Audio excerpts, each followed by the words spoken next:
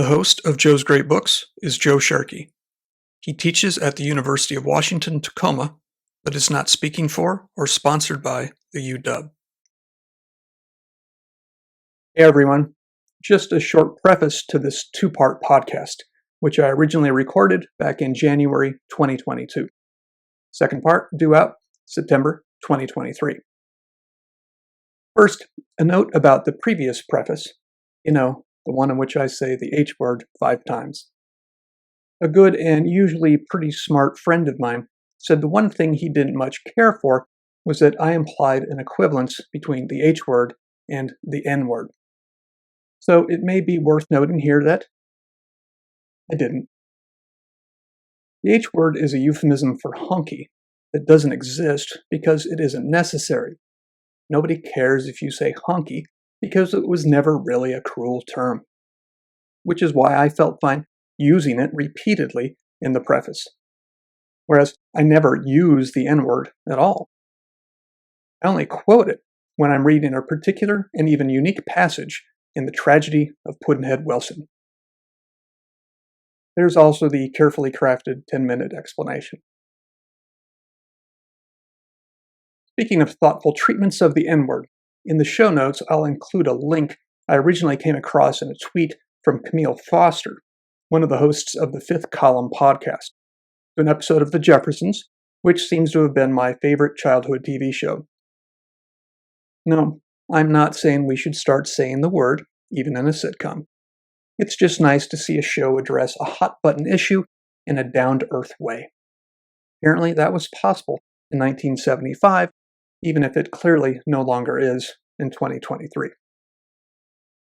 I do think it would be fun to start saying honky again, though. Note about the montage.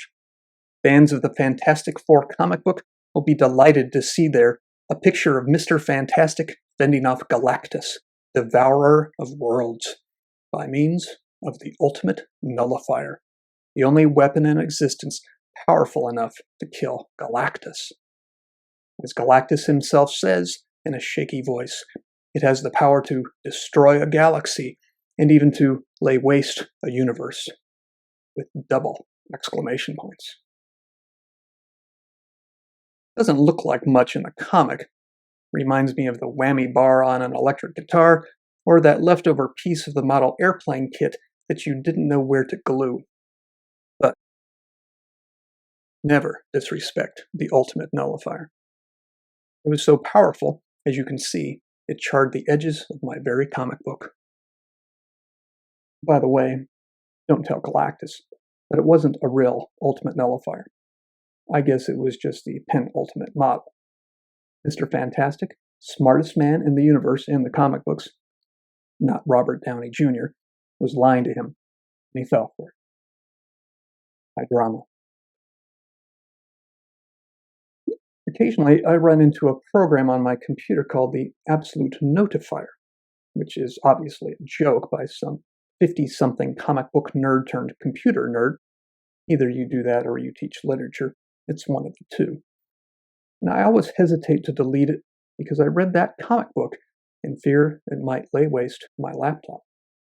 Now, the Fantastic Four facing off against the mighty Galactus is an appropriate image for this podcast for 2 reasons.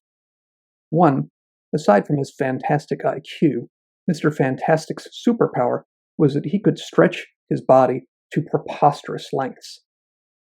And that's what I look like sometimes in this episode, because I use the fancy ultra-wide angle on my new iPhone without really testing it out. So, whenever I reach forward to turn a page in my notes, and my arm looks like it's made of taffy, just imagine I'm threatening Galactus, devourer of worlds, and also am really smart. Second, and more importantly, Mr. Fantastic stepping up to Galactus, with Thanos before Thanos, and with a way cooler helmet, was like stepping into the presence of God, which is what the hero does in the book of Job, the subject of today's episode.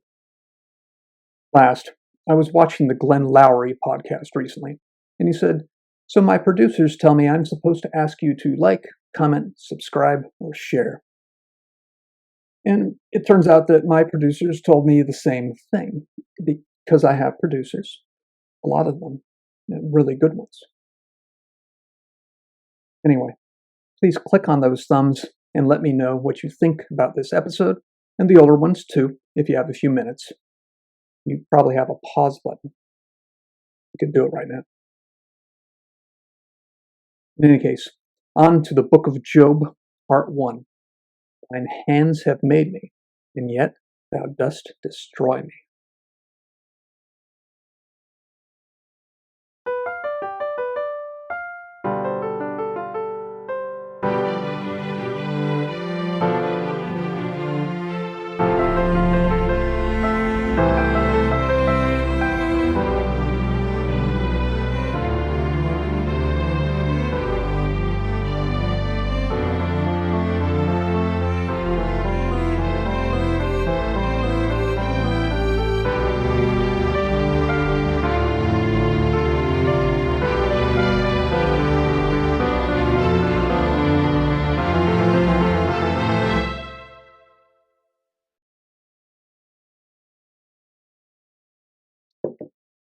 So before we begin today, I want to congratulate and celebrate 2 new institutions of higher education, both announced in the second half of 2021. It's January 2022 as I record. The first is Ralston College, to be headquartered in Savannah, Georgia, and the second is the University of Austin, Texas, taking the lead of the likes of Joe Rogan and Elon Musk in putting down roots in Austin. As for Ralston, its homepage proudly declares, quote, "To think is to be free."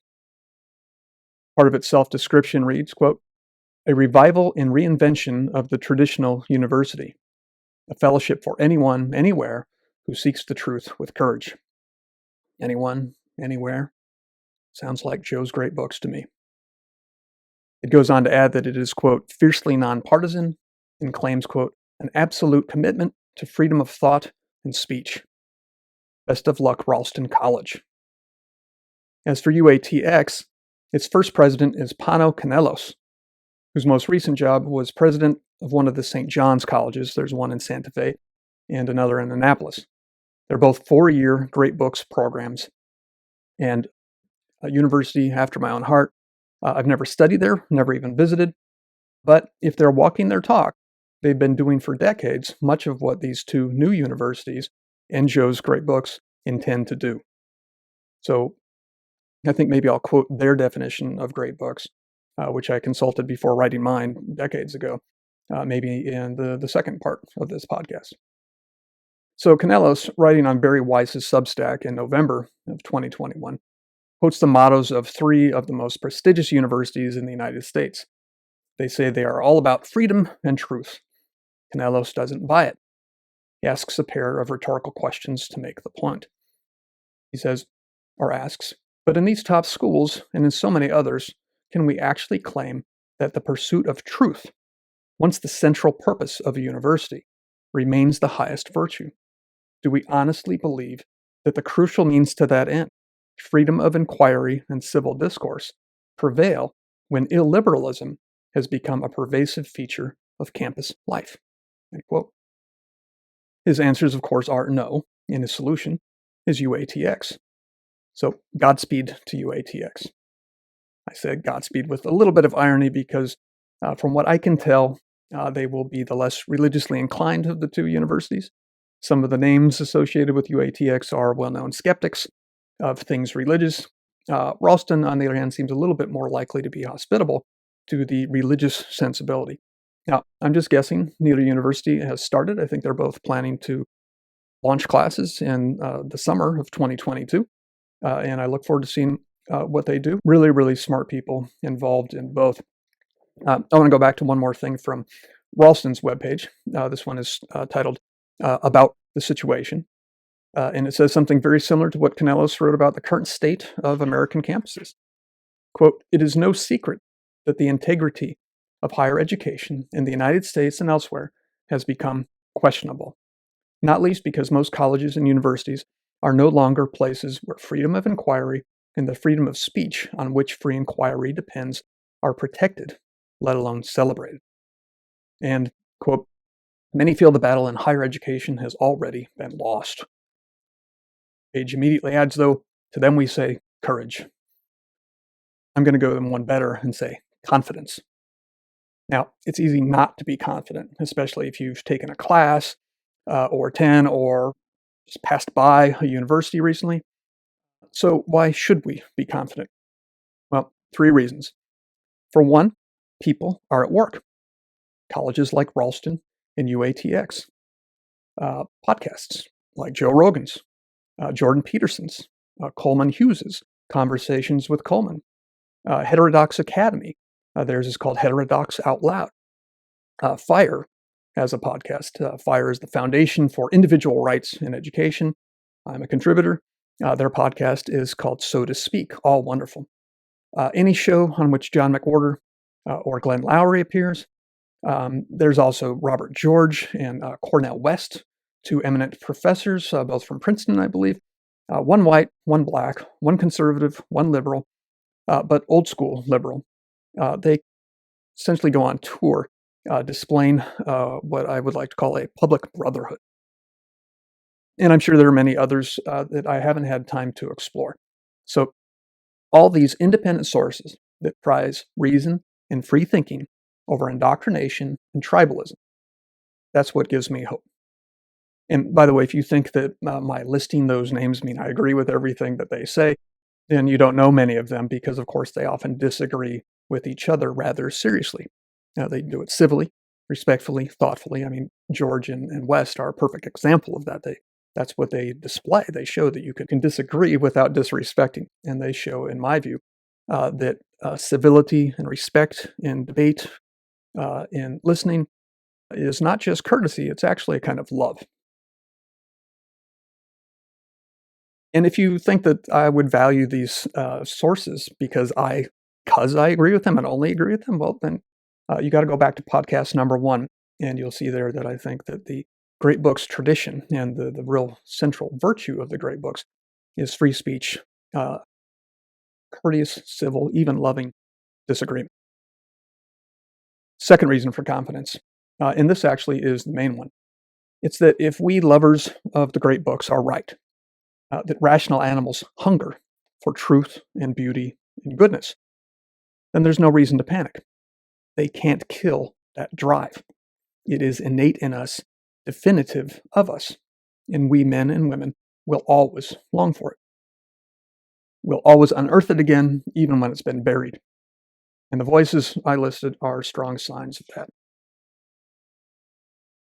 Third reason for courage and confidence? Welcome to Joe's Great Books, a podcast about the great books of the Western literary tradition, common man, the ordinary guy, and the average Joe, hosted very humbly by one of them, me. Hired myself. I asked, "Are you average?" I said, "Yeah." I said, "You're hired."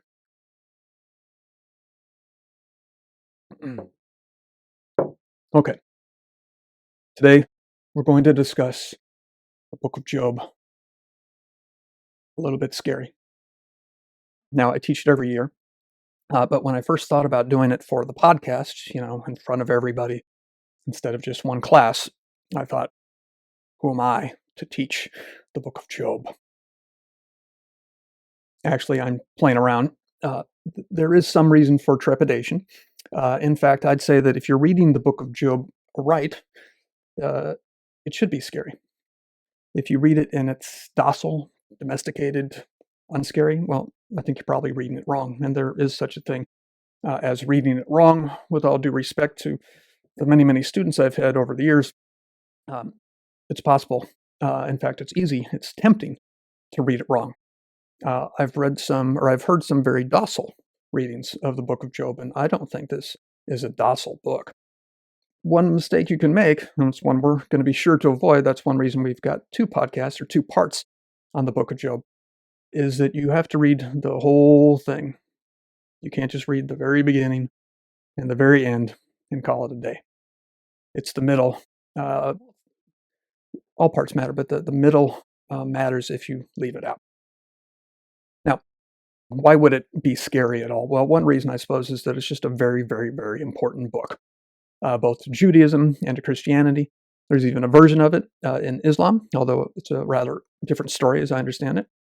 And as a consequence of it being very, very important and also going back 2.5 millennia, thousands of theologians and scholars and rabbis and priests have studied or taught or preached it. And I'm none of those things. I'm no theologian or biblical scholar or preacher. Don't intend to be, never set out to be. Keep that in mind. But that doesn't bother us here at Joe's Great Books. We readers of the great Western literary tradition are fearless, which means we're not afraid of getting it wrong or getting it incompletely right. It's always a process. It's always something we're working on. And I make mistakes all the time in my classes, just, to model it for my students so they feel okay about doing it themselves. Besides, there's no shortage of disagreement about the book.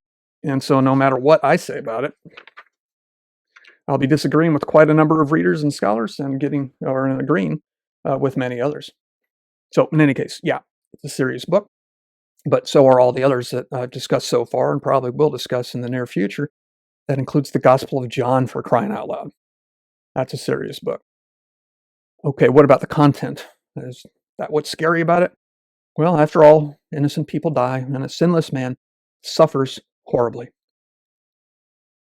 No, that has nothing to do with it.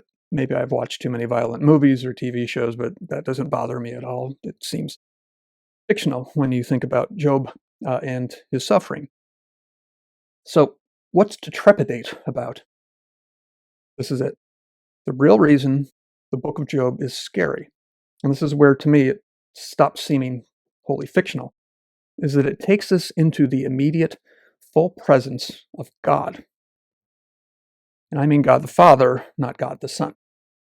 Now, I can imagine Jews wanting to interject at this point that the book of Job antedates Christ by maybe half a millennium, but really that's more to the point. Maybe the Job God is a God who hasn't softened up yet.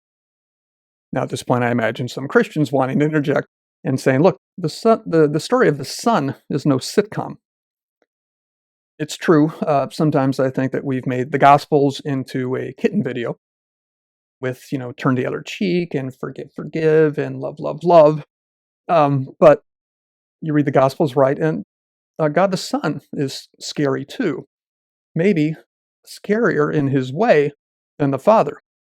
He says scarier things than we like to remember. For example, he asks us to do things in our ordinary lives that are rather scary, like take up your cross. But before I get scared about that, let's go back to the book of Job. God the Father is scary because he's not easy, he's not familiar, and ultimately he's not comprehensible. God the Father is what's behind it all. And at the end of the book of Job, Job stands before him. And the thought of standing in the presence of that with a capital T, should scare your pants off, or at least make you dress up a little bit more than you are accustomed to doing. So all this connects with the way I've been thinking about God recently, and I think about God all the time. Now, what I'm going to say is not new, not even for me, but for some reason, this is how it's been hitting me. That regardless of the truth, we live in a very weird state, a very strange situation. Because either God exists or he doesn't. With me so far? The thing is that I feel like I can see it both ways. I've always felt that way. And to me, both situations are astonishing. If God doesn't exist, then where did all the world, all existence come from? You're going to tell me that it's just randomness. It just happened to be this way when it didn't have to, and that everything might as well not have existed at all. Well, that's weird. That's cold. And that's implausible. Now, I'm not at all saying that this weirdness proves the existence of God. I've never met a proof of God that I bought. But I also don't buy it when the atheist tells me, with a practiced shrug of the shoulders, that he doesn't find it even a little bit odd that everything, capital E, just happened. Now, possibly that's the truth, but if it is, to me, that's astonishing. It makes me feel weird just to think about it. Now, it's astonishing, especially if you believe that there is something superior about rationality to brutishness, that is, subrationality, animality. That is, if you believe that we are superior to rocks and plants, and even to fluffy, loyal animals that make us so happy. But why does that make it weird? Because if it's true, then we are the highest order of being in the whole universe. And that's a real problem unless you look at human behavior and think, yes, this is the apex. It can't get any better. Now, more seriously, it's at least a profound oddity, even a cruel joke, to think that we just happened to evolve into this highest form of life and that it was all by accident. Nothing greater brought us into being. We aren't moving toward any superior thing. And depending on the vicissitudes of chance, someday we will just die out or annihilate ourselves. And then the whole world will sink back down into brutishness. And it won't matter because there will be no thinking thing around to lament the hard fact of World War III or that asteroid or that plague. Moreover, a world without a God is also a hard pill to swallow if you believe in right and wrong. And I don't mean to say that right and wrong are easy and that everyone should know precisely what's good and what's not, or that it's all written conveniently for us and straightforwardly in a book. I don't mean that at all. That arrogance, I think, is what really annoys the atheists so much, and it probably should. What I mean instead is that you believe in the simple existence of right and wrong. You believe that right and wrong are real. And guess what? You do. If you do believe in right and wrong, and you don't believe in God, puts you in a pretty difficult position. You're pretty much left with some evolutionary justification for morality and for all the wrongs other people do that you rail against, which generally reduces to utility. It's not really true, but it's useful, so don't knock it too hard. I've heard people like Brett Weinstein and Douglas Murray say things like that. I respect both thinkers. Uh, Weinstein, I think, is an evolutionary biologist himself. Or if it's not uh, valuable because of utility, it's valuable because it is a way of maximizing pleasure and minimizing pain. Or it's just some bottom up, do it yourself morality based on some unexplainable, unjustifiable, irrational will to goodness. Maybe it's just a kind of sweet desire that everyone be happy. Now, I'm sure I'm leaving other angles and nuances out, and I am definitely leaving agnosticism out altogether, but that's just because agnosticism is simply an acknowledgement that you don't know which fork in the road to take, but there's still a fork. So, in an important way, I respect atheism more than agnosticism. Atheism looks at this decision as important. It doesn't forget about the fork, and I think the tines still prick the atheist a little bit, which is why some of them can't stop talking about how much they don't believe in God. Now, I should point out, some of the atheistic accounts of right and wrong have a certain existentialist bravery and goodness to them, as well as their own kind of drama. But they do all seem to me, anyway, to be fatally vulnerable to the charge of moral relativism, something I don't think most people believe in, not deep down, and certainly not the atheist who will tell you how wrong it is to believe in this illusion that is God, unless you are willing to accept that slavery was okay at certain times, in certain places, and who knows, might be again. Nobody believes that. And so for me, none of these kind of non-God worldviews gives a satisfactory account of what we feel when we say true goodness. And some of them, the hardcore evolutionary versions, don't really believe in it. That is, I don't think they believe in true goodness at all.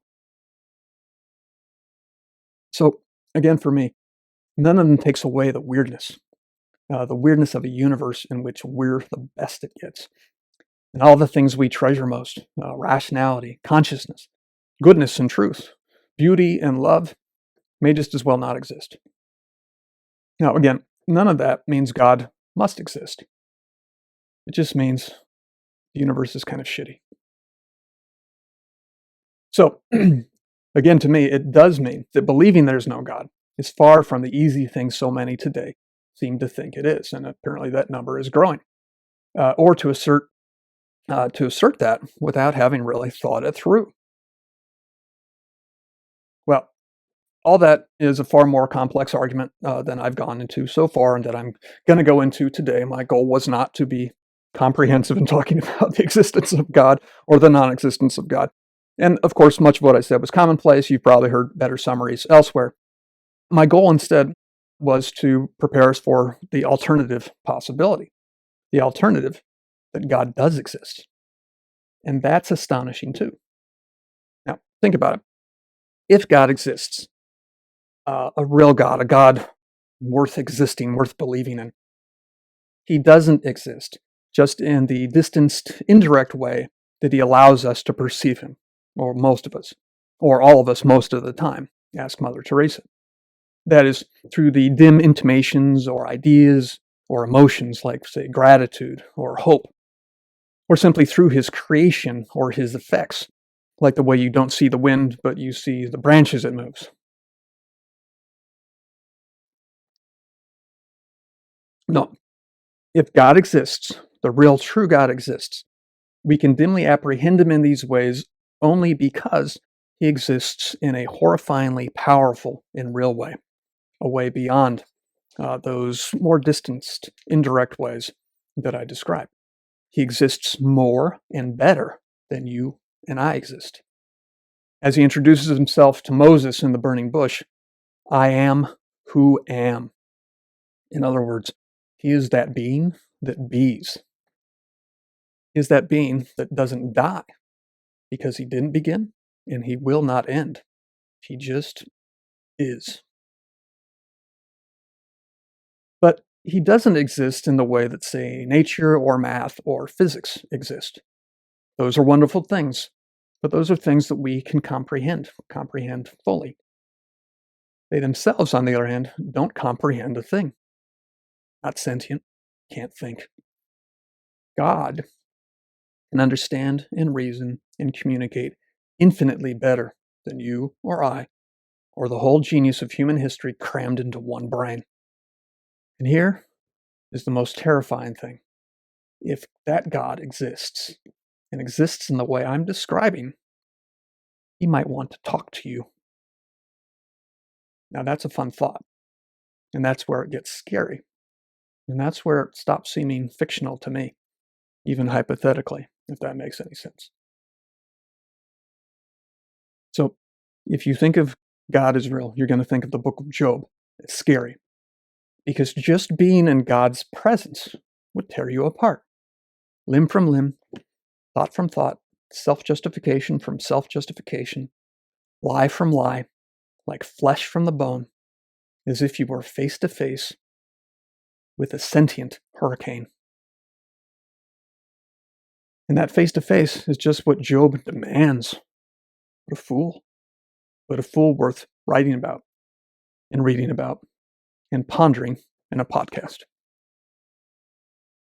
So today, if I start to feel trepidatious, I'll console myself by remembering two things. One, from St. Augustine, his advice from the Confessions, which I should have taken out before I started. He begins his Confessions, which is his autobiography of his life, but also of his faith. And part of it is, it begins him trying to describe God. He calls out to God, doesn't know how to do it. He quotes scripture, he asks questions, he gropes after answers, and none of it seems satisfactory, to the point that he wonders if he should stop talking about God at all. And so he says, and this is book 1, the very end of chapter 4, and this is the John Ryan translation. He says, "What have we said, my God, my life, my holy delight? Or what does any man say when he speaks of you? Yet woe to those who keep silent concerning you, since even those who speak much are as the dumb, that is, the mute. No matter how much you talk about God, you might as well have said nothing. Why? Because you're never going to capture God in your words. Can't do it. He's beyond language. He's beyond comprehension. He's beyond everything. Well, if he exists. So, what should you do? Should you say, well, I'm not going to try even to talk about God because I can't get him just right? For Augustine, that's a pride. So he flips it upside down and he says, babble away. Say everything you can about God. He'll understand that you don't get it right. You don't get him right. He knows that you can't, but he'll at least know that you're trying. And he'll probably regard what you do babble out as a kind of prayer. So let's babble. Second consolation for me if I start to feel trepidatious. Job himself pops off to God, to the God we've been describing. And at the end, he's rewarded for it. He gets back everything that he lost. So I'm thinking, even if God allows Satan to destroy everything I have, including my whole audience, I'll get a new one at the end. Maybe double. Break into triple digits. So, let's go to Uz, the book of Job. First, some brief background. Now, again, I'm not a biblical scholar, don't aspire to be one, and know that scholars and theologians of different traditions, and even some within the same tradition, disagree about everything that I'm about to say now. So I'm going to try to keep it generic and safe. The book of Job is part of both the Hebrew Bible and the Christian Bible, that is the Old Testament. It's placed early, sometimes first, among what are called the books of wisdom or the poetic books, usually followed by books like the Psalms, Proverbs, Ecclesiastes, and the Song of Songs or the Song of Solomon. It begins with a prose prologue or frame story in the first couple of chapters, and then moves into poetry early in chapter 3 and continues in verse until the prose epilogue in chapter 42, and I think it's just the final 11 verses of chapter 42, which is the last one. Now, the author and origin of the book of Job are unknown. The 6th century BC seems like a good guess, something like the average of the sources I've seen recently. Most agree that some material was added later, sometime in the following centuries. So the production of the text as we have it was apparently very complicated and messy. Scholars have debated for centuries what constitutes the original story, and in particular what chapters were added. And we just don't really have solid or at least consensus answers for this. But most, I think, would agree that the difficulty of the text and the messiness of the text probably comes from some imperfect editing or insertions over the years. One example is what's known as the poem on wisdom in chapter 28. Doesn't seem to fit, especially not in Job's mouth, which is where you think it probably goes. Chapters 32 to 37 are kind of charming and kind of annoying because this character named Elihu just shows up out of nowhere. He hasn't been there for the first 31 chapters, and he poof disappears after chapter 37, never to be mentioned by anybody. And when he starts to speak, he seems to steal God's thunder. What God thunders at the end of the story, and it seems appropriate to withhold that thunder until the very end of the story. So I have to believe that he was inserted at some point by some editor who thought that nobody had said what was correct yet, and we needed to bring in somebody who did. So I think it's a kind of a breach of the artistic integrity of the story, although much of what Elihu says is impressive, wise, and beautiful in its own right. Some have even thought that God's monologue at the very end of the story goes from begins in chapter 38 and runs mostly until the end, or at least parts of it were. For example, the bits about the ostrich, talks about an ostrich, and Leviathan, and Behemoth. And some have thought even that the way in which Job, or God rewards Job at the end of the story, that doesn't quite fit. Now, I'll come back to that particular point at the end. As for what belongs in the book of Job and what doesn't, when it originated and who wrote it, I'm going to leave that to the scholars and the historians. Because for me, with my approach, my great books approach to literature, All that is important and interesting, but it's history, and it's less important than the text as we've had it for millennia. That is the story that has helped shape the West, however it got to us. So, two of the most famous themes of the book of Job are justice, and in particular as it relates to something that philosophers and theologians call the problem of evil. Now, the problem of evil is not what it probably sounds like to most people if you haven't heard of it before. It is not about the malice, the bad behavior of other human beings. In fact, it's essentially the opposite of that, or it's everything that sucks but that. Uh, you can pose the question like this: if God exists, we're working in a monotheistic worldview at the moment.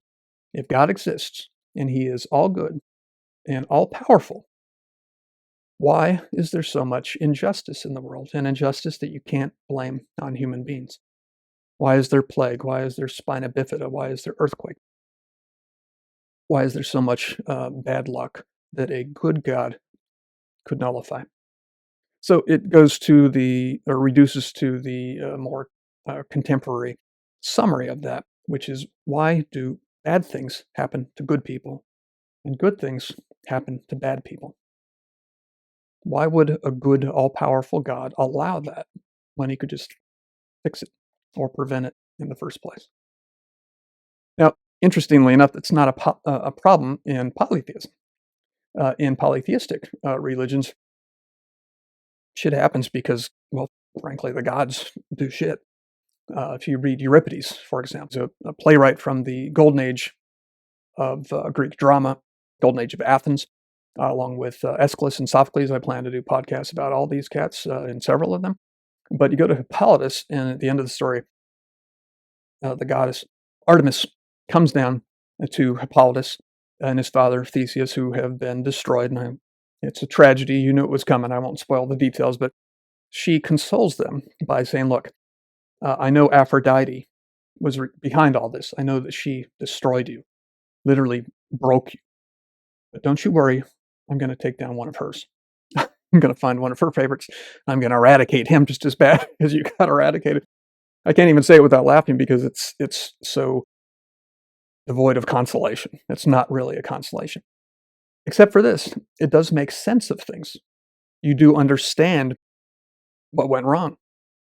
Hippolytus can say, "Oh, I get it. I was just, caught in the crosshairs. I was collateral damage in this battle between two superior beings, whom I don't expect to be all good. And even if they're not all powerful, well, they're powerful enough to destroy me." So in polytheism, the problem of evil does not gnaw at you. But in a monotheism, with an all good, all powerful God, it does. What's the answer to the problem of evil? Well, there's a term for that too. It's called theodicy. Theo plus dk, or God plus justice. And the book of Job is a famous theodicy. So a theodicy is a justification of the ways of God to men. Does the book of Job pull it off? Well, let's find out. So, first theme was justice. Second main theme of Job is faith, with the claim usually that Job did not lose his faith. At least that's a very common interpretation. I've heard it in my class quite a lot. There's more to it than that. At least that's the case I'm going to make. Now, as for the text itself, it takes a while to go through because it's difficult. With regard to interpretation, and as I said before, repetition. Book of Job can be dizzying, difficult, and frustrating. The meaning of individual lines by themselves is often very debatable. And of course, it's translated differently. We're talking about ancient Hebrew. I don't know it, so you have to trust the translations. We'll use a couple today. And sometimes the characters seem to contradict themselves. They'll just give voice to a perspective that they've never shown to that point and that they don't show for the rest of the book. I've talked about Elihu barging in to say late what the story seems rightly to be saving for God. And all that makes you think that much of the book, much of the difficulty of the book, is the consequence of some inept or intrusive editing over the centuries. Now, from within the book, you can account for this. You can interpret it as follows. Well, look, there are lots of contradictions, because it's a story of grief and pain and outrage, as we'll see. So, why should we expect Job, or even his friends, to speak with perfect confidence and reason? And that does help some. And it might have to do with what I said about the editing and the way in which the text is no longer quite pristine or integral. But I think a lot of it has to do with just the difficulty of the subject matter, and that Job himself, anticipating Augustine by almost 3 millennia, Augustine died in 430 AD. He's babbling. The poet is kind of babbling about God through his character Job. And who knows, maybe he regarded it as a kind of prayer as well, although sometimes it seems to inch closer to a curse than a prayer. So, in any case, what I'm going to do today is just offer you my best attempt at a coherent reading. And I don't know if I'll pull it off. I'll be trying to iron out the wrinkles as far as I can, but I don't think you can do that. I think there are just too many wrinkles that have been ironed into the fabric, and they're just not coming out. But I think we can come close, and I think we can get a lot of important stuff out of it, even if we don't succeed entirely. But the way I'm going to read it is the way I try to read all literature, with no agenda, not with an evangelism in mind for sure. I'm just going to read it as far as I can tell as the book seems to want to be read. That's how I think every book deserves to be read, at least first or second or 10th. Then you can go on to your criticism, but understand the book first. I always tell my students, there are 2 steps broadly in reading a book. Step 1, figure out what the book means or what the author's trying to tell you. Listen, be receptive, understand. Don't immediately criticize. If you jump to criticism or you jump to praise and you don't understand it, well, how do you know what you're praising or criticizing? Maybe you're praising something you disagree with, and maybe you're disagreeing with something that you actually agree with more than you think. So we stay on step 1, by and large, at Joe's great books. Okay, let's dive into the story. Begins, as I said, with a frame. God makes a wager with the adversary. The adversary is the way the Hebrew word Satan is often translated. That's what it means. It means adversary. So in most Bibles, you'll just see the word Satan, as you see it in the King James translation, which is what I'll be using mostly for the following reasons. One, the archaic language. King James translation, I think, was finished in 1611. I think it started in 1604. So this archaic language has a certain grandeur and strangeness to it that I think is especially important for Job. Second reason, it was written by William Shakespeare. Third reason, this one is in the public domain, and not all translations are. So I think other translations get it a little better than the King James, make it a little clearer, a little easier to understand. And so I will dip into one, the New American Standard Bible, or the NASB, and that's one that is still copyrighted, not in the public domain. And so when you use that Bible, they ask you to say the following: Scripture quotations taken from the NASB, the New American Standard Bible, copyright 2020 by the Lockman Foundation, used by permission, all rights reserved. Thank you to the Lockman Foundation. Okay, now let's finally get to the text itself.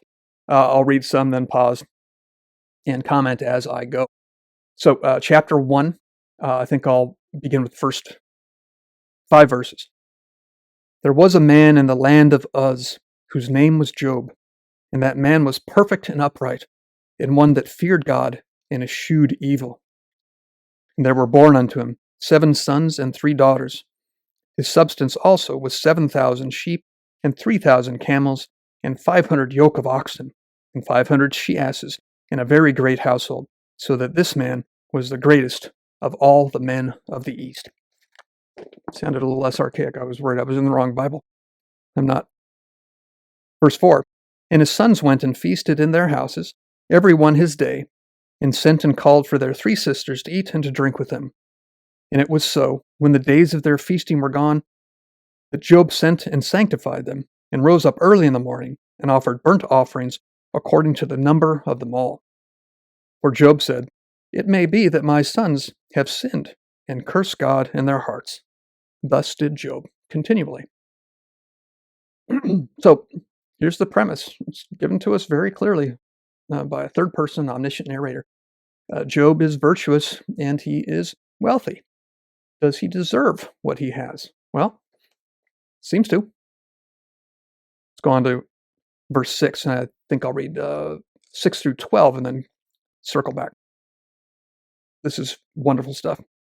Now there was a day when the sons of God came to present themselves before the Lord, and Satan came also among them. And the Lord said unto Satan, Whence comest thou? Then Satan answered the Lord, and said, From going to and fro in the earth, and from walking up and down upon it. I got to pause here to say I love that image. I like to think of him walking around the sphere of the planet, kind of like the characters in The Little Prince do on their planetoids. It's got a kind of charm and also a certain ominousness. You think of Satan circling like a predator, looking for the right time to attack. Verse 8, and the Lord said unto Satan, Hast thou considered my servant Job, that there is none like him in the earth, a perfect and an upright man, one that feareth God and escheweth evil? Then Satan answered the Lord and said, Doth Job fear God for naught? Great question. Hast thou not made an hedge about him, and about his house, and about all that he hath on every side? Thou hast blessed the work of his hands, and his substance is increased in the lands. But put forth thine hand now, and touch all that he hath, and he will curse thee to thy face. And the Lord said unto Satan, Behold, all that he hath is in thy power. Only upon himself put not forth thine hand. So Satan went forth from the presence of the Lord. Now, so what a wonderful plot to begin with. If you've never heard of it before, or if you haven't, it probably smacks you in the face. Let's look at a few of the fun aspects of it. Now, as I said before, Satan is just the ancient Hebrew word that we're dealing with here for adversary. Now, if you go to Genesis 3, for example, the fall of Adam and Eve from the Garden of Eden, the word is serpent. It's not Satan, although, of course, the Christian tradition interprets Satan as having inhabited the serpent. And if you read Paradise Lost, you get a wonderful rendition of that. The word Satan apparently meant adversary and had a kind of legal connotation to it. Some notes will say that it's better interpreted or better translated as the accuser. And of course, we see that Satan accuses right off the bat. It also anticipates Job's later desire to take God to court. Great twist. So apparently the story, if you read the ancient Hebrew and you know the context, it's as if it's kind of decorated in legalistic language. Mentioned before that Satan has a kind of charm. He's kind of comic in his nastiness. And I was kidding before when I said that the King James Bible was translated by Shakespeare, although we'll talk about that later. One reason that you might suspect is that there's a kind of Shakespearean aspect to Satan. He's got the same kind of, roguish, wicked charm that Shakespeare's best villains have, like Richard III and Iago. In fact, if you go read Paradise Lost by Milton, who published it, I think the final version, 1674, about half century after Shakespeare, Milton knew as Shakespeare, and a lot of people think that Milton's version of Satan, who has this kind of roguish charm and comedy to him, very much based on Shakespeare's villains, probably Iago most notably. One important thing to remember when we keep in mind the theme of justice is verse 8. The Lord, unprompted, boasts to Satan, Hast thou considered my servant Job? And he repeats verbatim the very first verse. He says that he is a perfect man, an upright man, one that feareth God and escheweth evil. So here we see the most prominent element of the art of the book, which is repetition. And repetition, among many things it does, it adds emphasis or confirmation.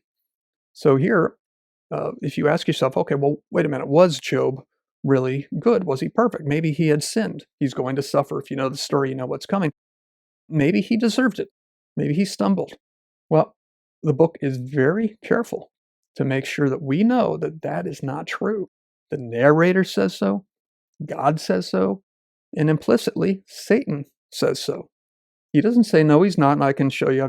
Here's a manila folder. I've got some videotape. Doesn't say that at all. He just says, well, he's got it great. I'd be perfect too if you treated me that well. um, and you have to love verse 12. And the Lord said unto Satan, behold, he is in thy power. The last part of it is, so Satan went forth from the presence of the Lord. That's ominous. So let's read some more. I'll go 13 to 19 and then circle back again. And there was a day when his sons and his daughters were eating and drinking wine in their eldest brother's house, talking about Job, of course. And there came a messenger unto Job, who said, the oxen were plowing, and the asses feeding beside them, and the Sabaeans fell upon them and took them away. Yea, they have slain the servants, and the edge of the sword, or with the edge of the sword, and only I am escaped, alone to tell thee. While he was yet speaking, that's great. While he was yet speaking, if I had two voices, I would overlap. While he was yet speaking, there came also another and said, the fire of God is fallen from heaven. Lightning? I don't know, maybe it's just fire from heaven. And hath burned up the sheep and the servants and consumed them. And I only am escaped to tell thee. You hear the repetition. While he was yet speaking, there came also another and said, the Chaldeans made out 3 bands and fell upon the camels and have carried them away. Yea, and slain the servants with the edge of the sword.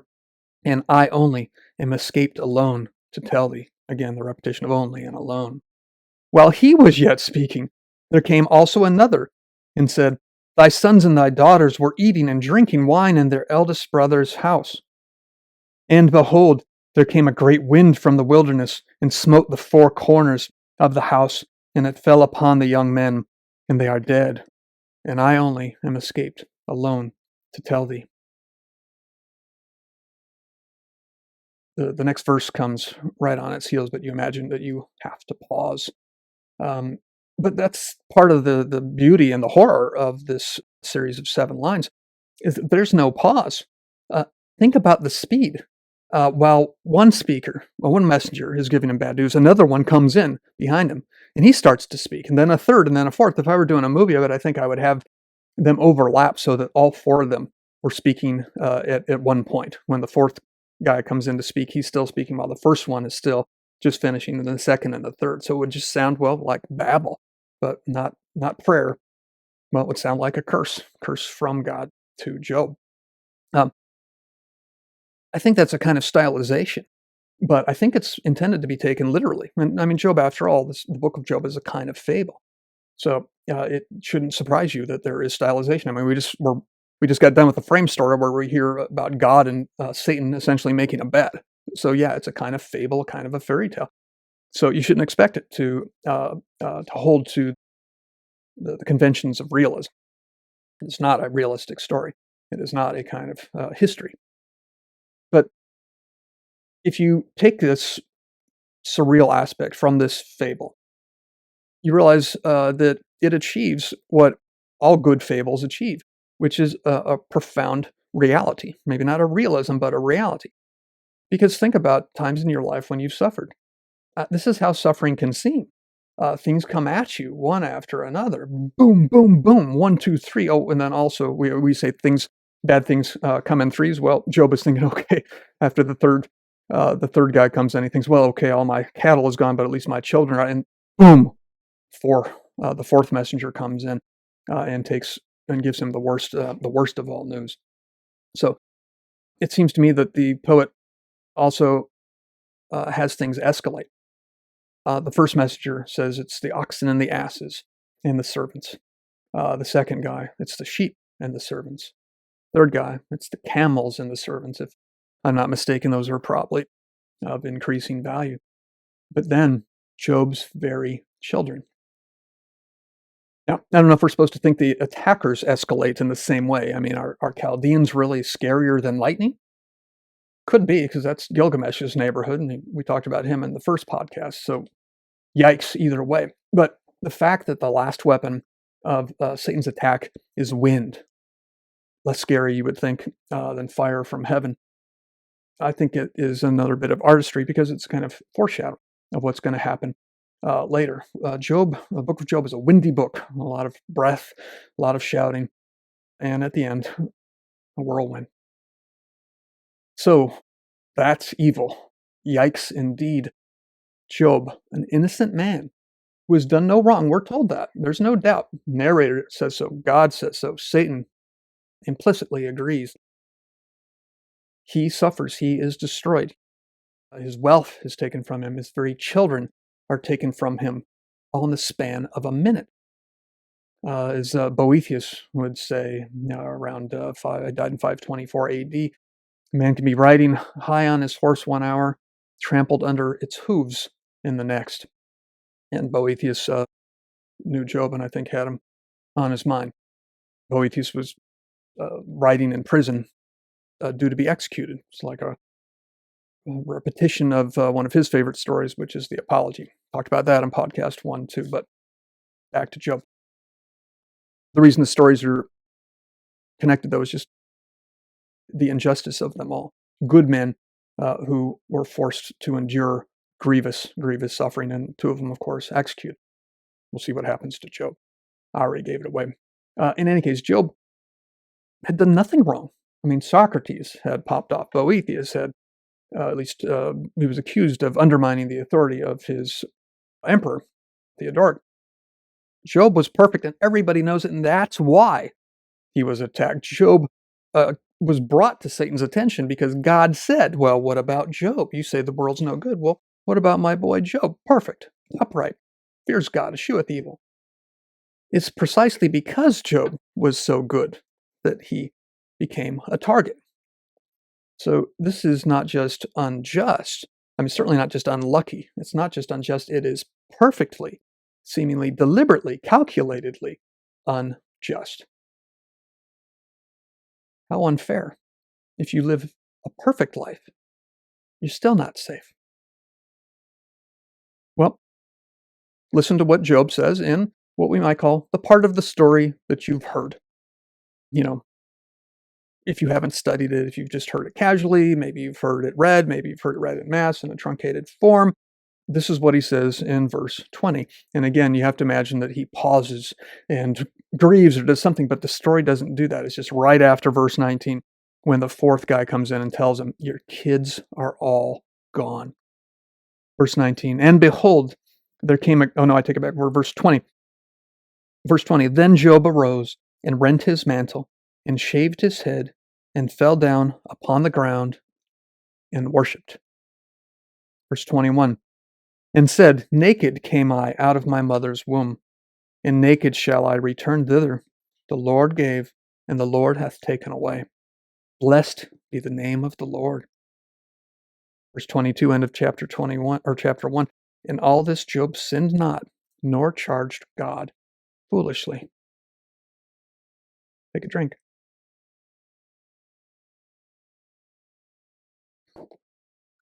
So as I said, this is the story of Job. You probably know. Maybe you know chapter 2 as well. If you know it casually, you heard it or read it a long time ago, only heard a summary. And you could go away from the book thinking, okay, that's the story. I can skip the remaining 41 chapters. Job suffers unjustly, but he passes the test without sin and without accusing God of anything. So that's the moral. If life crushes you, be like Job. Suffer with quiet patience. Take it, and take it silently. Thanks for listening. That's the end of the show today. No. We just finished chapter 1. 41 to go. So, round 2, chapter 2. Satan says, let's try that again. Verse 1. Again there was a day when the sons of God came to present themselves before the Lord, and Satan came also among them to present himself before the Lord. And the Lord said unto Satan, from whence comest thou? And Satan answered the Lord and said, from going to and fro in the earth, and from walking up and down upon it. And the Lord said to Satan, hast thou considered my servant Job? There is none like him in the earth, a perfect and an upright man, one that feareth God and escheweth evil, and still he holdeth fast to his integrity. Although thou moved me, that is moved with an SD, moved me against him to destroy him. without cause. Let's pause there. Wonderful first three lines. Now, notice the repetition. Notice the art here. Even just within the first verse, there was a day when the sons of God came to present themselves before the Lord, and Satan came also among them, present himself before the Lord. I said before, repetition is one of the main aspects of artistry in the book of Job. It, for one thing, provides emphasis. Remember what we said at the outset, to present oneself before the Lord, that's no small thing. It's that terrifying experience we talked about at the outset, the one Job himself is working towards. Well, the repetition also gives you juxtaposition, which allows for parallels, and parallels allow for contrasts. So the angels come before God. Satan does it too. The first do it to praise, the second to accuse, right? To defy, to be adverse. Now, there also seems to be kind of a ritualistic, experiential aspect that stories that aim for austerity in language lack. It builds a kind of rhythm. If you've heard the same thing again, you say, okay, we're doing the same thing. We know what's coming. You can imagine the story being recited, right? I mean, much of it, not the frame story, but much of it is poetry. So we haven't gotten there yet, but it still has a kind of rhythm to it that draws you in. It makes you feel you are part of it.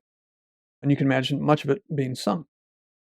There's an author that is wonderful about this kind of thing. His name is Robert Alter. He wrote a book that I believe is called The Art of Biblical Narrative and another called The Art of Biblical Poetry. Highly, highly recommended. You go on to verses 2 to 3, and you see more repetition. This time it takes us back to chapter 1, verses 7 to 8. And so you remember that when when the Lord kind of greets Satan, he does it up to a point in exactly the same language that he did it before. Hast thou considered my servant Job, none like him in the earth, perfect, upright, fears God, eschews evil. That's exactly what he said in what verses, or in verse 8. Now, what do you think about that? Why does the author have God repeat those words verbatim? Is it just the kind of stuff I mentioned before? It's just part of the repetitive artistic style of an ancient myth? Or is God coyly taunting him, saying the whole thing with a wry grin and a sparkle in his eye, as if to say, you lost, dude? Well, in cases like this, when you have two interpretations, and both are good ones, I take the advice of the famous literary critic Yogi Berra, who might say, when you come to an interpretive fork in the road, and both tines of the fork are good interpretations that can work together, take it. Now, of course, they have to be able to work together. When you get to the second half of verse 3, though, and after saying what he said before, he says, and Job still holdeth fast his integrity, although thou movest me, almost did it, against him to destroy him without cause. Now you know he's mocking. I think he's being coy in the first part of verse 3. In 3b, he just taunts him directly, right? You lost. That's not the end of the story either, because the adversary is very adversarial, and he knows how to do his job. One of my favorite lines in all of the Bible, Old Testament, New, is verse 4. And Satan answered the Lord and said, skin for skin. Yea, all that a man hath, he will give for his life. That's a great line, skin for skin. Now, wonderfully nasty. And while the main sense is clear, I always find myself thinking I'm leaving something out when I try to paraphrase it or explain it. Now, there are lots of interpretations, and some, of course, are very scholarly and go back to the ancient Hebrew and talk about what the cultural context probably was in the day, but that's a long time ago, 2.5 millennia. The roots of the story may go back many centuries before that, when I gave you the 6th century BC as a kind of average of the sources I've seen. I was talking just about the written text, the text that is composed, the one that we have here today. But the roots, the origins of the story, maybe oral, probably go back further than that. But a lot of sources I've seen say that it was probably proverbial, in that it meant just something like for like, right? Apples for apples. And everyone pretty much agrees that the expression is glossed in the second part of the line. Skin for skin, a man will give everything for his own life. You have to admire Satan for cutting to the quick here. Satan characters, they're always witty. I mean, if they're done well, the ones that we continue to read. I mean, you could go to Paradise Lost and look at Satan. They're always witty and charming, and frankly, they're always, it seems, wittier, or almost always wittier and more charming than their God. Now, Book of Job, I think you could argue, is an exception because as much as I like skin for skin, I love chapter 38 to the end. So we'll see God has his own kind of thunderous wit that even Satan can't match. But he goes on at length. Satan is the Job Satan is the living embodiment of the expression that brevity is the soul of wit. Skin for skin. He could have just stopped there. Um, Now think about how effective a retort it is. You kind of rewind back to chapter 1, and you think, okay, Job's animals were killed. Well, they're not humans. What about the servants? Well, they're humans, but they're not blood. What about the sons and daughters? Well, they're not Job's own literal blood. And at this point, you have a hard time not stopping and thinking about Job's rather quick recovery in 120, chapter 1, verse 20. God gave, God took away. Blessed be the name of the Lord. At this point, you almost see things through satanic colored glasses. To accept the killing of one's own children that easily, that immediately, practically gratefully. That's a strange thing. So you might say, well, we're supposed to assume that Job grieved for a week, right off stage, between verse 19 and verse 20. Well, the poet could have said so. And in other cases, he does. I mean, he does talk in chapter 3 about this week of silence when his friends come to visit. So the fact that he doesn't say anything like that here does make me think that, well, there was less time for grief set aside. And if that's the case, you start to think, well, okay, the true test is only going to come when Job himself is attacked, his own skin. I also think that Satan is mocking Job's ostentatious, even selfish virtue when he says in verse 21, naked I came out of my mother's womb, and naked shall I return thither. The Lord gave, the Lord hath taken away. It seems to me that in saying that, Job is essentially kind of bragging. He himself might be thinking when he says that. Back to Genesis 3, when Adam and Eve eat of the tree of the knowledge of good and evil, the forbidden tree, and immediately lose their innocence and lose their ignorance, and they behold themselves for the first time and recognize, holy Toledo, we're naked. We need to cover up. Fig leaf, great metaphor for shame, the first time you ever feel real shame about having done something like betrayed someone who didn't deserve it. So Job himself seems to be expressing a real kind of pride in his own purity. I mean, after all, this is a guy who really was perfect and upright. He suffered for no good reason, at least none that we have adduced so far.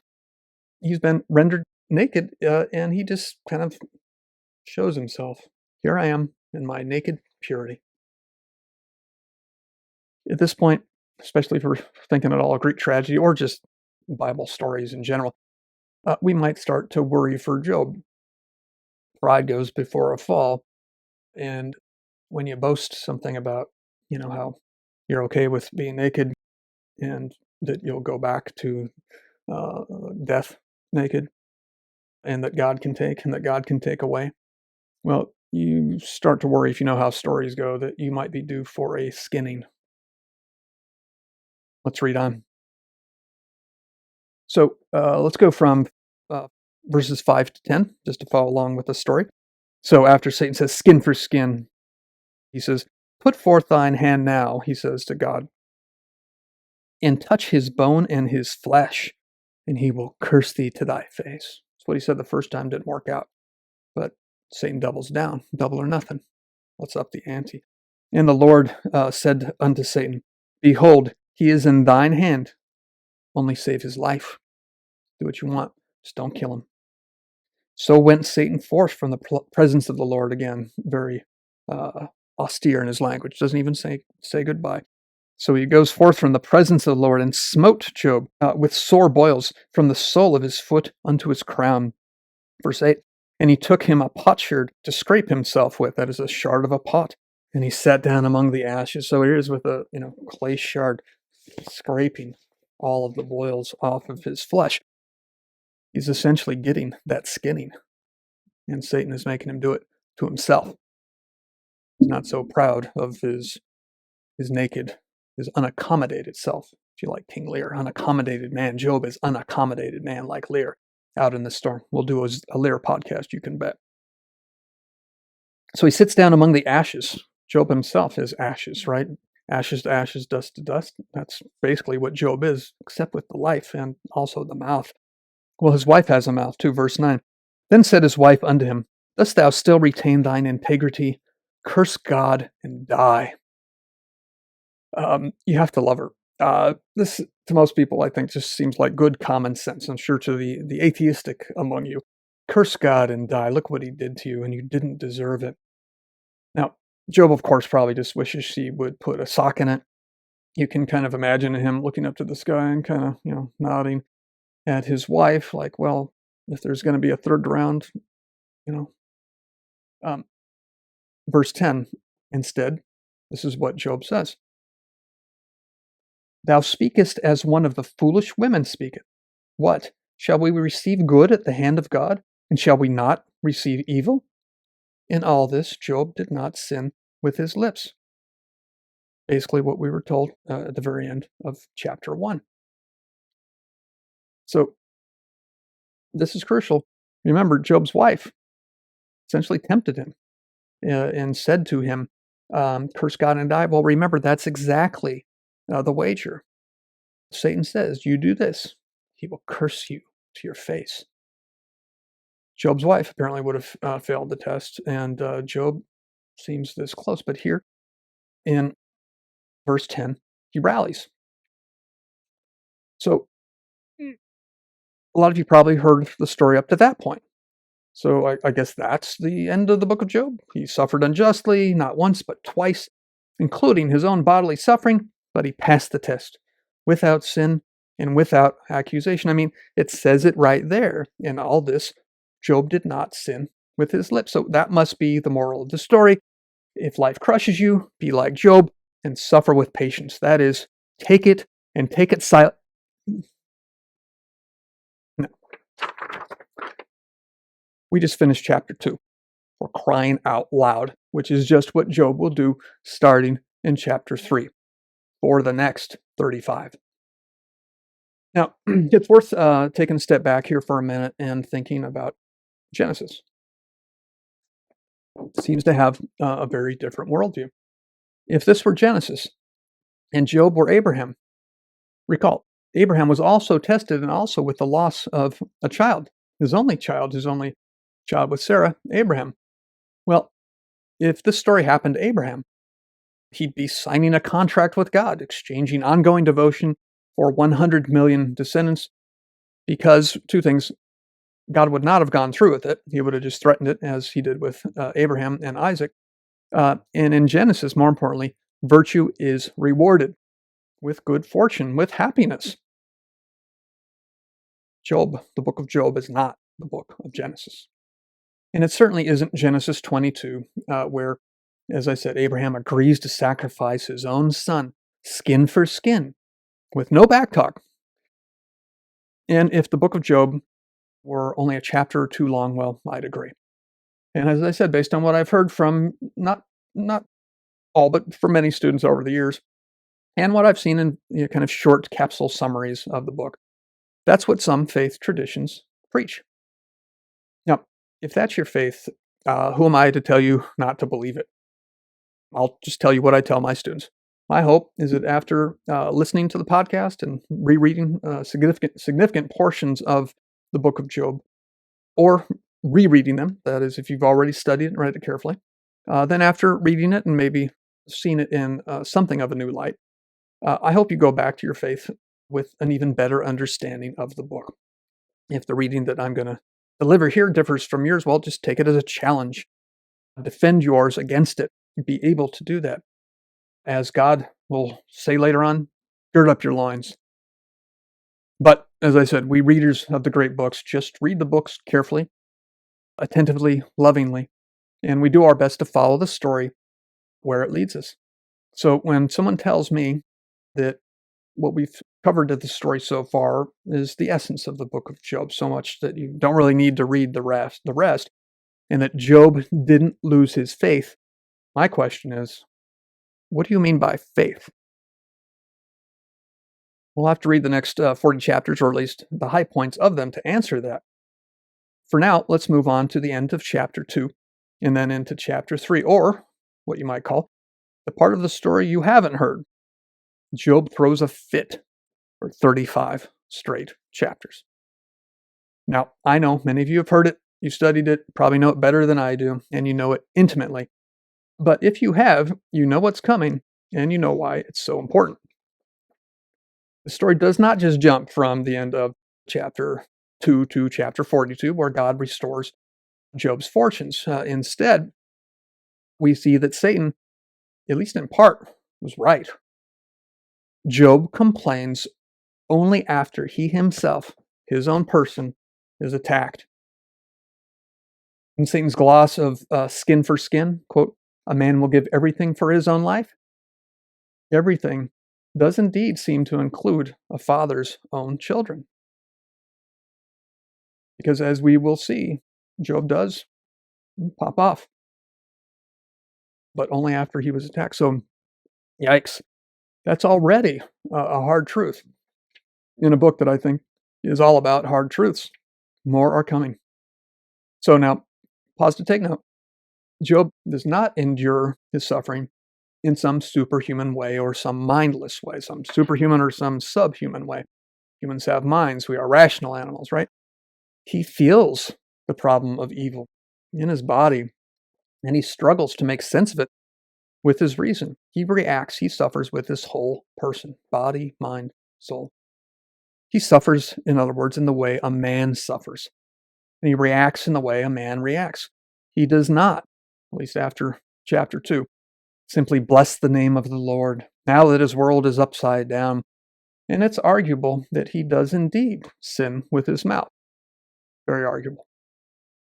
So let's read on to see how the story advances. And the end of chapter 2, verse 11, his three friends or counselors or comforters, translated differently, they arrive.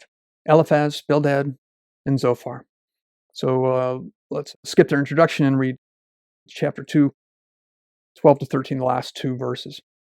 And when they, his friends, lifted up their eyes afar off and knew him, Job, not, they lifted up their voice and wept.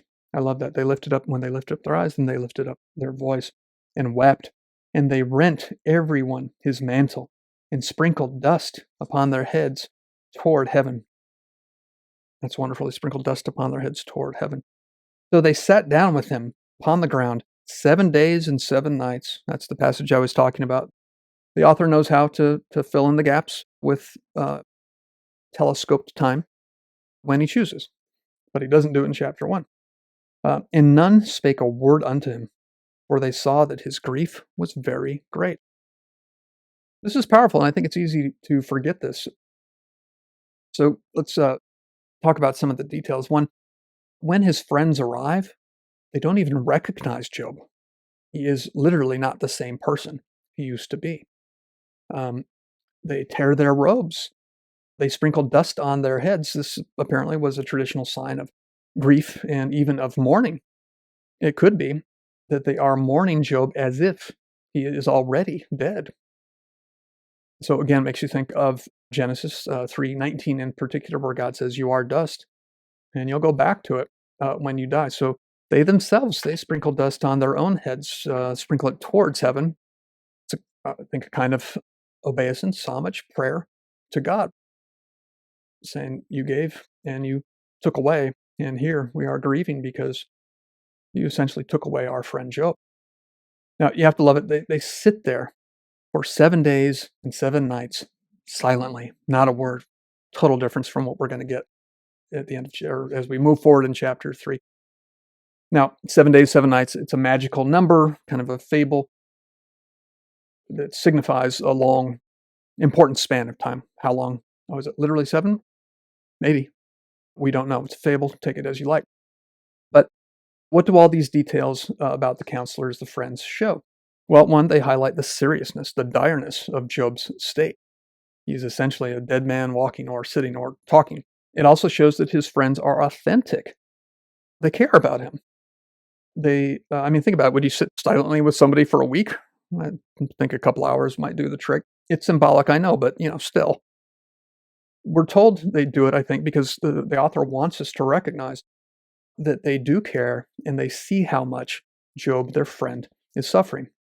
So when they make their arguments, as we will discuss soon, about the possible reasons for his misery, I think the author wants us to assume that they are trying to help. They're not trying to harm by explaining the way of the world. And it's the way of the world that Job himself believed until 8 days ago. Of course, 8 days ago was a lifetime for Job. Let's go to the beginning of chapter 3. This is the part that often people, I think, just kind of skip over. Realize how long the book is, and they think, okay, 2 chapters is good. Maybe I'll read the end. Chapter 3. After this, Job opened his mouth and cursed his day. And Job spake and said, let the day perish wherein I was born, and let the night in which it was said, there is a man-child conceived. Let that day be darkness. Let not God regard it from above, neither let the light shine upon it. Let darkness and the shadow of death stain it. Let a cloud dwell upon it. Let the blackness of the day terrify it. You hear Job saying this, and to me, I can't help picturing Satan and God, perhaps standing on a cloud above, looking down, listening. And you picture Satan rooting, saying, go, go. He's about to curse God. I'm going to win. And you see Job open his mouth and curse the day of his birth. That's different. He doesn't quite curse God. He curses his existence. He curses himself. At that point, you see God kind of playing it cool, but exhaling, thinking, I didn't lose, because I would have been the first. God himself will breathe, exhale, sigh, much more and much more loudly later. Now, having said that, as you read verses 2 to 3, as I did, you realize that what Job says is still severe. So he doesn't curse God, at least not in so many words. He curses himself. But that's the self that God gave him. He's getting pretty close. Now, I'm going to start jumping around in the text. We've read basically everything up until the beginning of chapter 3. What I think we went through verse 5 or 6. I'll start jumping around now. Remember what I said about the text. If you read it straight through, it can be less coherent, more dizzying than if you do what I'm going to do now. So I'll just give you the verses and read them and comment as I go. How about 3:11? Job says, why died I not from the womb? Why did I not give up the ghost when I came out of the belly? About 20 and 21. Wherefore, that means why, or wherefore art thou Romeo? Juliet is saying, why are you named Romeo? Not where are you, Romeo? I can't see you. So, wherefore, why, verse 20, is the light given to him that is in misery, and life unto the bitter in soul, which longs for death, but it cometh not, and dig for it more than for hid treasures. Death would be a priceless treasure for Job now. He wants to die. Let's go to chapter 6, verses 8 to 9. Remember, we're always in the King James, unless I say otherwise. Chapter 6, verse 8. Oh, that I might have my request. Oh, that God would grant me the thing that I long for, even that it would please God to destroy me, and that he would let loose his hand and cut me off. Job says a lot of severe things. This is not the pious Job of the end of chapter 1. The Lord gave, the Lord taketh away. Blessed be the name of the Lord. Or even the pious Job at the end of chapter 2. No, I won't curse God, he says to his wife. Let's go ahead to chapter 16, verses 7 to 9. This is Job, of course, still. But now he hath made me weary. Thou hast made desolate all my company, and thou hast filled me with wrinkles. Other translations say, you have shriveled me up, which is a witness against me, and my leanness rising up in me beareth witness to my face. Verse 9, he teareth me in his wrath, who hateth me. He's not talking about Satan here, he's talking about God. He gnasheth upon me with his teeth. Mine enemy sharpeneth his eye upon me. This is severe. God, Job says, has shriveled me up, torn me, gnashed his teeth at me. My adversary sharpens his eyes. Think about it. Adversary, or as it's here, enemy. Job is saying that God has become his enemy. Now, I don't think that the Hebrew is Satan here, as it is for the character in chapter 1, but still very close in meaning. He's essentially saying that God is like a Satan to me. And of course, we have to remember that's what it looks like to Job. He doesn't know that Satan was behind the attacks.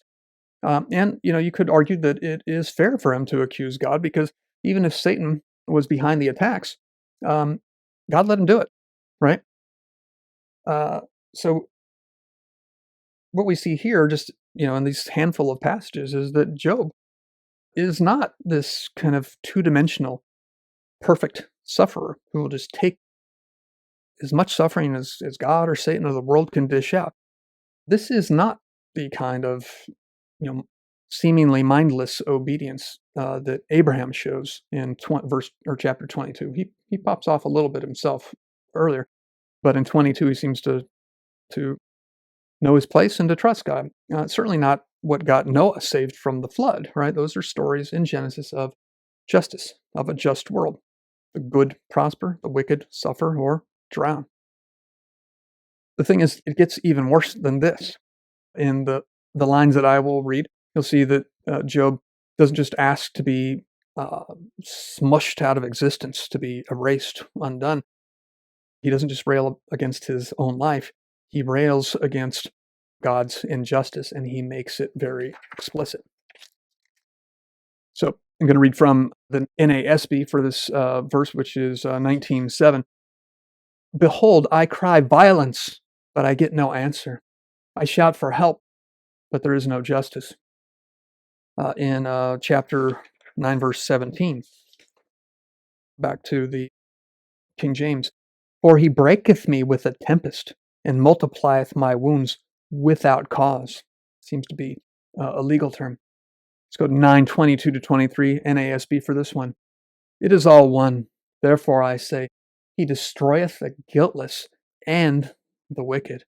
If the whip kills suddenly, he mocks the despair of the innocent. Think about that. It is all one. If you've read Macbeth recently, you might be thinking it sounds like the end of Macbeth, or rather that Macbeth sounds like Job. He despairs. He says, it's all one. It doesn't matter. Well, Macbeth has reason to think that. He doesn't want to have to take responsibility for all the murders he's committed, for the rivers of blood that he has filled. Job is talking in the same way. Job hasn't done any of that. He seems not to believe that it's a just world anymore. God treats the good and the bad alike. Worse, he laughs or mocks at the innocent as they suffer. Now, that sounds worse than anything that we've seen Satan do, even in this very book. We don't see him mock or laugh. Now, we don't see God do that either, but that's how it feels to our boy Job. A just God does not do any of that. He punishes only the wicked, not the innocent. And he certainly doesn't mock them. It should not all be one as if nothing matters. The way I interpret that is that life doesn't matter. This, that, whatever happens, that doesn't matter. Everything is meaningless. It shouldn't be that way. People should have different lives depending on their virtue or their vice. Good should bring good, bad, bad. That's justice. In Genesis, as we said, God destroyed Sodom and Gomorrah because they were resolutely, unanimously wicked. That's the story where Abraham pops off a little bit. He says, well, what if there are 50 people? God says, I won't do it. What if there are 40? Won't do it. All the way down to 10. And Abraham says, far be it from me to challenge you, but what if there are just 10? And God says, okay, Abraham, for you, if there aren't 10, or if there are 10 good people, I won't destroy the cities. So either there were 9 or fewer, or there were just 0. I like to think there were 0, and inductively interpret God as saying, I don't slaughter the innocent, only those who have it coming. What about the flood? Well, God destroyed only the wicked. Another Genesis story. But he saves Noah and Noah's family. Why? Well, they were good. They walked with God. They obeyed God. They weren't wicked. They didn't deserve it. So this is where we come to this cry in the book of Job. What has become of the Genesis God? In chapter 7, verse 11, Job realizes that he has nothing to lose. He says, 7:11, therefore I will not refrain my mouth. I will speak in the anguish of my spirit. I will complain in the bitterness of my soul. Job is not silent. He does not just take it. He cries out. And of course, he keeps going. He doesn't merely claim a general lack of justice. He claims that God is out to get him personally, despite his tininess, despite the fact that God created him with his own hands. 7:17-18, he says, what is man that you shouldst magnify him, and that thou shouldst set thine heart upon him, and that thou shouldst visit him every morning, and try him every moment? Why waste your time on me? Tiny little thing compared to you. How about chapter 10, verses 2-9? I will say unto God, do not condemn me. Show me wherefore thou contendest with me. That is, show me why you contend with me. Is it good unto thee that thou shouldst oppress, that thou shouldst despise the work of thine hands, and shine upon the counsel of the wicked? Hast thou eyes of flesh, or seest thou as man seeth? Makes me think of Shylock. Have you flesh, right? Or do we not have flesh? If you prick us, do we not bleed? Now, am I not a human being? Of course, Shylock is saying that to another human being. Job is saying that to another not human being. So he says, hast thou eyes of flesh, or seest thou as a man seeth? Answer clearly, no. Are thy days as the days of a man? Are thy years as man's days? Thou that inquirest after mine iniquity, and searchest after my sin, thou knowest that I am not wicked. Job tells the truth. And there is none that can deliver out of thine hand. Thine hands have made me, and fashioned me together round about, yet thou dost destroy me. Remember, I beseech thee, thou hast made me as the clay, and wilt thou bring me into dust again? Verse 10, hast thou not poured me out as milk, and curdled me like cheese? A wonderful, earthy, palpable metaphor there. I love the way the New King James renders verse 8. Your hands have made me and fashioned me, an intricate unity, yet you would destroy me. An intricate unity, that's the only real addition. A little bit less archaic language, but an intricate unity. He's saying, look, I'm a marvelous creature, a marvelous creation, and you made me. Why are you doing this to me? Why are you destroying your artwork? And also, why pick on a gnat, especially one that you labored to make? Well, later, we'll see that there is a kind of turn that pivots on this point. Why does the greatness of God care about this little gnat? That's important. So, as we come to the end of part 1, let's pause for a moment to collect what we've seen about Job's faith. It is not a simple, neat, docile faith. Job is no Noah, not even an Abraham. Now, there are certain things we should take note of that he does not question, seems not to occur to him. One is that God exists. He does not lose faith in God in the way that we mean that expression nowadays. When we say it now, we mean that we just don't believe in God at all anymore. No, Job believes in God. Why? Because he can feel him in his rotting skin as he scrapes it off. I like to think of him scraping it off every time his friends start to speak, so that pretty soon you can see his veins and his arteries. Another thing he doesn't challenge at all is that God is all powerful.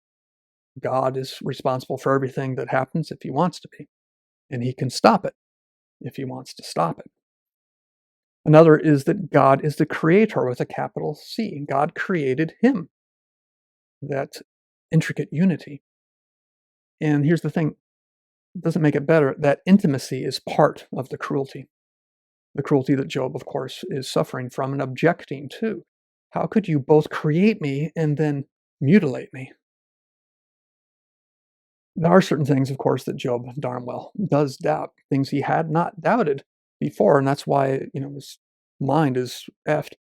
Back when he was both innocent and prosperous, that's when it's easy to believe. He doubts God's justice. He treats the innocent and the guilty without discrimination, says Job. That's the definition of injustice. And if that's true, it seems me just almost the same step to doubt God's goodness, which is a heck of a thing to doubt. But God to Job seems to have turned on his creation, his creature, to have made himself his enemy, all without cause. And we know that's true. God told us. Now, if this were the end of the book of Job, the end of Job himself, his epitaph, probably would read, I called aloud, but there was no justice, 19:7, and thine hands made me, and yet thou destroyed me, 10:8. Now, fortunately, that's not the end, either of the book or the man, as we'll see in part 2 of this podcast.